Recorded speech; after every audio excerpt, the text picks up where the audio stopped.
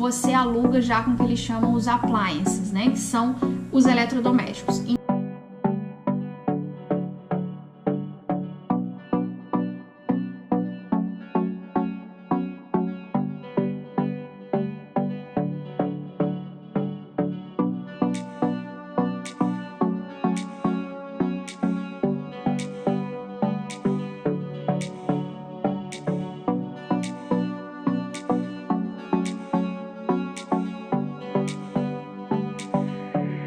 Bom dia!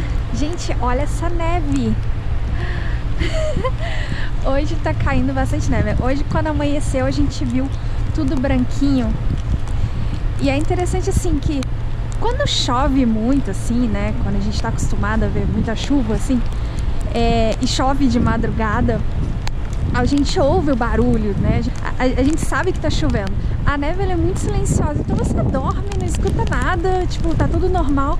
E no outro dia, quando você acorda, a rua tá assim, ó.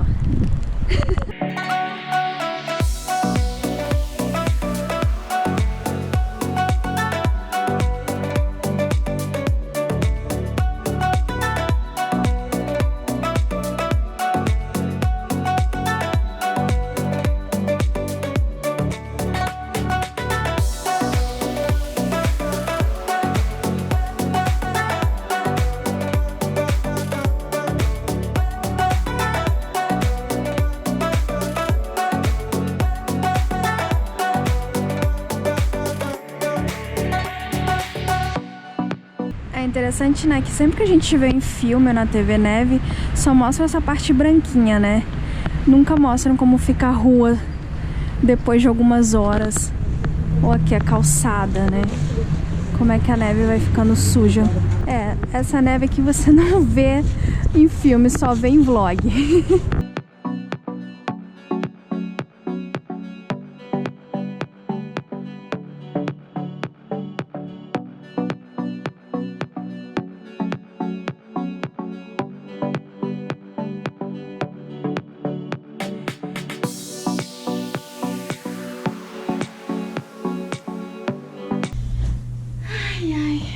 Cheguei em casa, vocês viram que o Cris já tava cortando as coisas, fazendo mise en place pro jantar, então não preciso me preocupar muito com isso. Aproveitar um tempinho pra responder as perguntas de vocês, que eu selecionei pra responder hoje.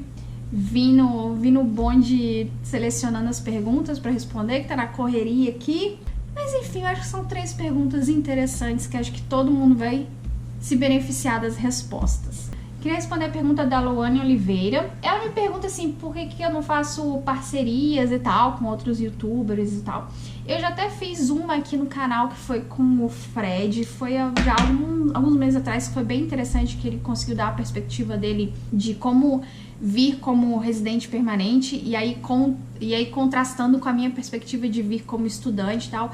Acho que foi a única parceria que eu fiz. Tem uma outra parceria que eu tenho que fazer, que eu tenho que entrar em contato, que é com o Zarilo, Neto, que já me convidou 2 vezes, depois eu encontrei com ele por acaso numa churrascaria e tal. Eu tenho que marcar agora que passou o furacão da mudança, agora eu tenho que entrar em contato com ele pra fazer. Agora, outras pessoas eu já tentei e me ignoraram, sabia?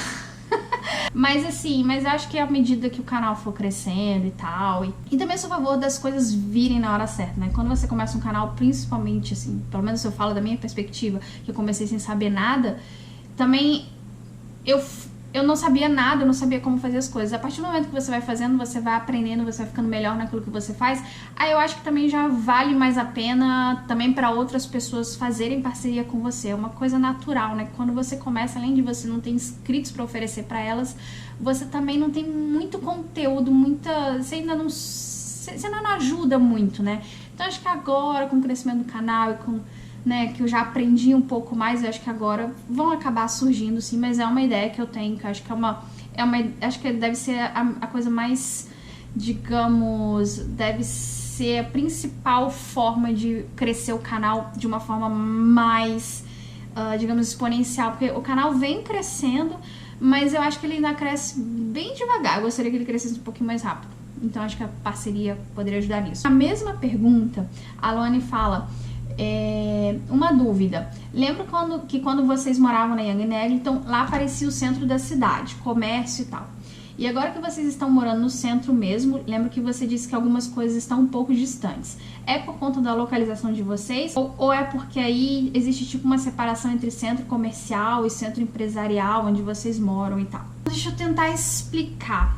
Geograficamente, a Yonge and Eglinton é mais longe do centro. A grosso modo, vamos dividir assim o centro, assim, a parte central, assim, a espinha dorsal de Toronto, em 3 partes: Downtown, Midtown e Uptown. A gente estaria na parte de Downtown.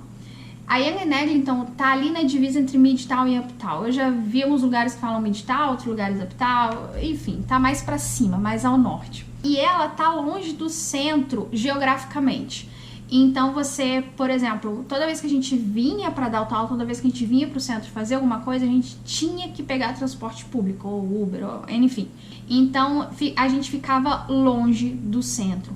Mas a área da Yonge and Eglinton é uma área bem desenvolvida. Então ela tem shoppings, lojas, muita coisa. Você tem tudo ali. Você tem como eu gosto de chamar de microcentro. Então tinha muita coisa lá, mas ela era geograficamente longe do centro da cidade. Aqui agora a gente mora no centro da cidade, porém a gente mora numa área mais residencial. Assim como a Yonge and Eglinton tem áreas dela que são mais residenciais, que são casas, que são só casas e tal, não tem comércio. Aqui também no centro vão ter áreas que você vai ver mais comércio e tem áreas que vão ser mais comerciais. A gente tá em waterfront, ou seja, a gente tá de frente pro lago. Então, assim, onde exatamente a gente tá, não tem muito comércio, não tem muita... realmente não tem aquele movimento de centro de cidade, mas a gente está geograficamente perto do centro, então a gente vai a pé, a gente pode fazer tudo a pé no centro, que a gente não conseguia fazer na Yonge and Eglinton. Por exemplo, o Chris, antes para ir pro trabalho dele, ele demorava cerca de 40 minutos em transporte público. Hoje ele vai caminhando e leva 10, 15 minutos. Então, por isso a gente está mais perto, mas a gente não tá dentro das coisas. A área onde a gente mora é uma área muito residencial. Então, assim, as duas áreas têm seus prós e seus contras. Pra gente pesou o fato de que a gente queria ficar a uma distância a pé do centro, que a gente pudesse fazer, tá no centro a pé sem ter que pegar transporte público, e principalmente que o Chris pudesse ir e voltar a pé sem ter que ficar dependendo de metrô. Então acho que é mais ou menos isso. A outra pergunta é da Milena Merlo. Lu, pode ter máquina de lavar nos apartamentos ou é obrigatório usar as lavanderias comunitárias? Pergunto isso porque bateu aquele medinho dos bad bugs. Aliás, os bad bugs me perguntam muito aqui no canal, e se eu não tivesse um canal e vocês não me perguntassem isso o tempo todo, eu acho que eu nunca pararia pra pensar nisso. Eu sei que o problema existe, mas assim, a gente nunca se preocupou tanto com ele, talvez porque a gente ainda não tenha se deparado com ele. Então, por isso, assim, me chama muita atenção quando as pessoas ficam apavoradas com medo de bad bug e tal, e eu acho que eles não são tão comuns assim. Uma vez lá no apartamento da Yonge and Eglinton, uma vez teve um cachorrinho de pelúcia que o Chris comprou, porque era parecido com a Cirá, e a gente comprou esse cachorrinho, e aí eu comecei a amanhecer com umas bolinhas assim que coçavam, como se tivesse sido uma picada de mosquito. Acontecia toda noite. E aquilo começou a me intrigar. E aí alguém tinha comentado sobre bad bug, a gente começou, gente, será que isso é o tal do bad bug? E aí a gente ficou preocupado de poder estar na cama, no lençol, enfim. Só que só acontecia comigo, não acontecia com o Chris. E a gente pensou assim, será que não é o cachorro? Aí então eu experimentei não dormir com o cachorro, porque eu sempre tenho que dormir com alguma coisa, então eu durmo com um travesseiro, alguma coisa. Passei a não levar o cachorro pra cama e nunca mais eu tive nada. A única vez que eu acho que eu tive contato com bad bug foi um cachorro que eu comprei na Shoppers, que é supostamente uma loja confiável. E mesmo assim eu só deixei lá no canto do quarto, não me desfiz do cachorro. Talvez em algumas imagens você vê ele assim no cantinho, eu só deixo ele afastado das outras coisas e nunca mais tive problema. Então a gente nunca teve tanto medo. Agora sobre a máquina de lavar especificamente. Quando você aluga imóveis aqui em Toronto, geralmente, não vou dizer 100% das vezes, mas assim, é o normal, você aluga já com o que eles chamam os appliances, né, que são os eletrodomésticos. Então, por exemplo, tudo que você vê aqui na cozinha, né, tudo não, o que é instalado na cozinha, já tá no apartamento. Então já vem fogão, geladeira, fogão e geladeira sempre vem.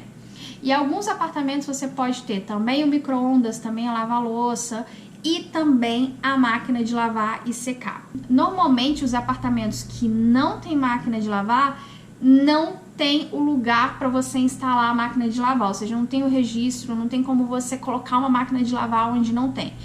Eu nunca vi um caso de um apartamento que tivesse lugar para instalação da máquina e não tivesse a máquina. Normalmente vai acontecer um dos dois cenários.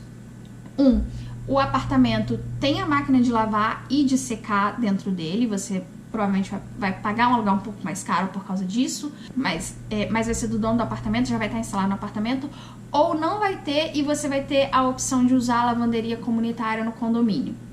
Se o condomínio for grande, provavelmente vai ter lavanderia comunitária. É comum ter. Se não, vai ter alguma lavanderia perto do prédio que você possa usar. Mas normalmente é uma das duas opções. Eu não sei o que acontece no caso de casa, mas eu imagino que seja bem parecido. Porque aqui o comum é que quando você aluga o imóvel, ele já vem com os eletrodomésticos maiores. Então, por exemplo, no caso, se o seu apartamento que você alugar não tiver micro-ondas, eu acho até simples você comprar um micro-ondas, porque não é um dos eletrodomésticos mais caros para comprar e você pode meio que levar de um lugar para o outro. Agora, por exemplo, lava-louça é muito difícil, porque tem que ter um lugar reservado para lava-louça. Então, provavelmente você não vai comprar, e é um eletrodoméstico mais caro, então provavelmente você não vai comprar uma lava-louça, até mesmo porque quando você for para outro apartamento, ela não vai caber, ela não vai encaixar e tal. E acho que a mesma coisa acontece com a máquina de lavar e de secar. A outra pergunta que eu achei bem interessante é da Nana Caroline. Amo seus vlogs, Lu. Como já falei, estarei no Canadá em outubro e gostaria de saber se tem algum restaurante que você conheça que sirva mac and cheese. Eu achei bem interessante essa pergunta, porque mac and cheese é um prato bem comum aqui, acho que nos Estados Unidos também, pelo menos eu sempre via falar em série, filme e tal, que é um prato que normalmente não é conhecido por ser um prato, sei lá, gourmet, alguma coisa. É o prato de quem não sabe cozinhar. É o prato meio assim daquele estudante que mora sozinho e tal. É aquele prato fácil que todo mundo sabe fazer, sabe? Tipo, quase um miojo. Só que um pouquinho mais complicado que o miojo.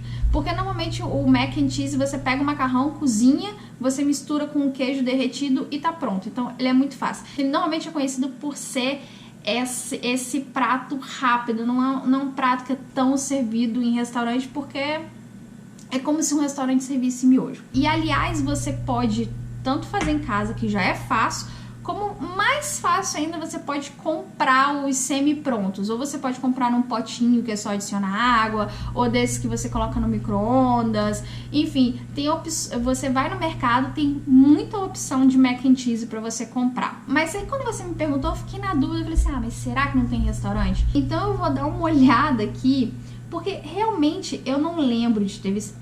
Amor, você já viu alguma vez em cardápio de restaurante um mac and cheese? Já vi sim.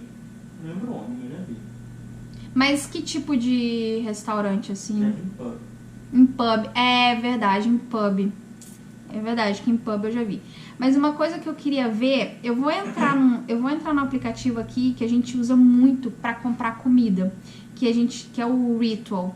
Esse aplicativo, quando você estiver em Toronto, ele é muito bom. Porque você se cadastra nele e você, pela sua localização, ele acha todos os restaurantes, todos não, né? Os restaurantes cadastrados em volta, e ele mostra os cardápios desses restaurantes. Você pode entrar e escolher, pagar sua comida aqui pelo aplicativo e só ir lá buscar. Ele fala o horário que você tem que sair de casa para você chegar lá exatamente na hora que a comida tá pronta para você pegar. E aí você chega no restaurante e a sua comida vai estar lá num pacotinho já esperando, é só você pegar e levar para casa. Enfim, é uma coisa muito prática. Esse aplicativo realmente vale muito a pena. Então eu queria ver se nos restaurantes, por exemplo, se eu quisesse comprar mac and cheese, se nos restaurantes aqui em volta tem. Não, comida vietnamita. Olha só. Um dos primeiros que eu vi já a foto é com mac and cheese. É esse Thompson Diner? Thompson Diner. Um dos primeiros restaurantes que eu vi, a foto dele já é do mac and cheese, Então você pode comprar. É no Thompson Diner. Deixa eu ver aqui. É bonito esse restaurante? É bom? Não, nunca comi lá. Nunca comprei lá, porque é caro. É caro? O mac and cheese é $15. Deixa eu ver onde tá aqui. Ah, tá, aqui tem. Mas é truffle mac and cheese. Bom, aqui tá truffle mac and cheese. $15. Bem caro, mas é com trufas, né? Então, digamos que é um mac and cheese mais sofisticado, não é o mac and cheese que você vai fazer em casa. Não é muito comum achar, não. E acho que quando você achar, você não vai achar bem o mac and cheese, que é esse tradicional que se faz em casa da forma fácil. Você vai achar um mac and cheese mais gourmet. Eu lembro que quando a gente namorava no Brasil, uma vez eu fiz uma receita da... Como é que é o nome daquela ex-modelo? É Lorraine... Acho que é Lorraine Pascal o nome dela. Ela tinha pelo menos um programa no GNT que era de cozinha. E uma vez ela fez uma receita que ela chamava, não sei se era mac and cheese sofisticado, mac and cheese chique, sei lá. Era alguma coisa que era um mac and cheese mais, assim, incrementado. Que uma vez eu fiz a receita e ficou muito bom.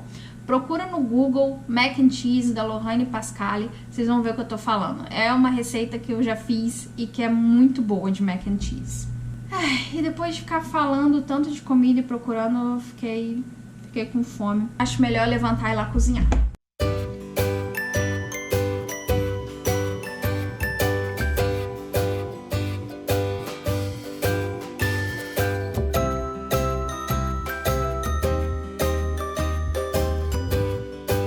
Refoguei o gengibre e adicionei a parte mais dura da cebolinha. Depois juntei com os cogumelos, a cenoura, a pasta de missô, 3 xícaras de água e deixei cozinhando por uns 10 minutos. Enquanto isso, eu temperei o salmão com um tempero e grelhei por uns 5 minutos de cada lado. No final do cozimento, adicionei o edamame e o macarrão. Finalizei o prato com o resto da cebolinha e o sal negro por cima do salmão.